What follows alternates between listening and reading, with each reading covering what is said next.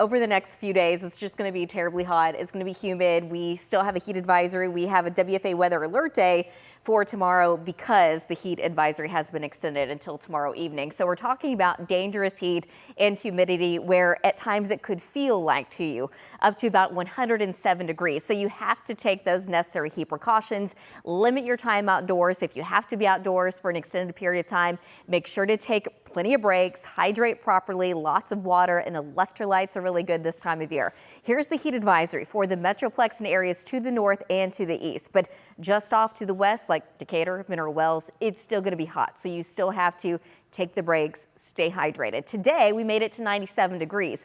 That's actually the normal for this time of year. The record being 105.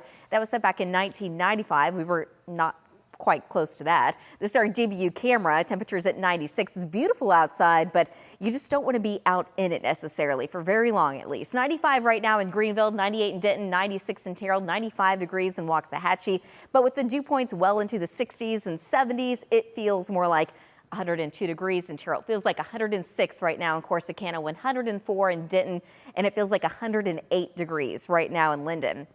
Overnight tonight, skies stay mostly clear, but we're also going to stay warm and muggy. Temperatures drop down into the upper 70s tomorrow morning, but tomorrow afternoon, we are forecasting a high of 99 in downtown Dallas, 100 in McKinney, 98 in Decatur, 96 in Canton, and 98 degrees tomorrow in Granbury.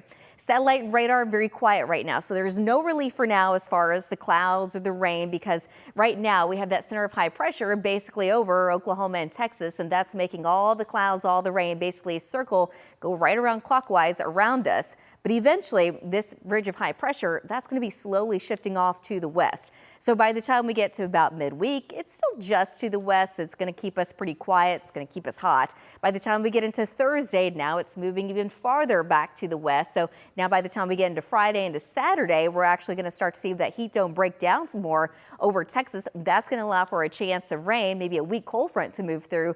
That chance of rain lingers into your Saturday.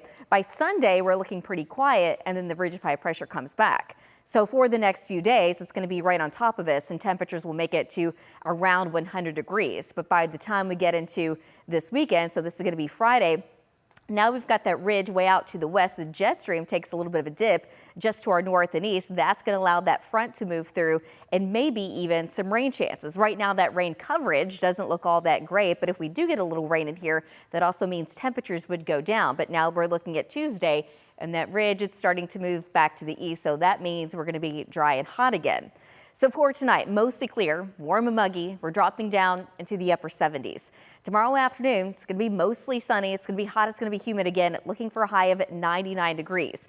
The 14-day forecast showing. For now, we are forecasting 100 on Wednesday and 101 degrees on Thursday. Finally, by Friday, you can see that wind shifting from the south to the north. So that's that weak cold front that comes in. Hard to call it a cold front, more of a cool front than anything, and doesn't even look that cool, but we are dropping down into the upper 90s. We'll see if that rain coverage could actually increase and temperatures might go down a little bit more. But for now, only a 20% coverage of rain and storms on Saturday, going up to 30% coverage with temperatures dropping down into the low 90s.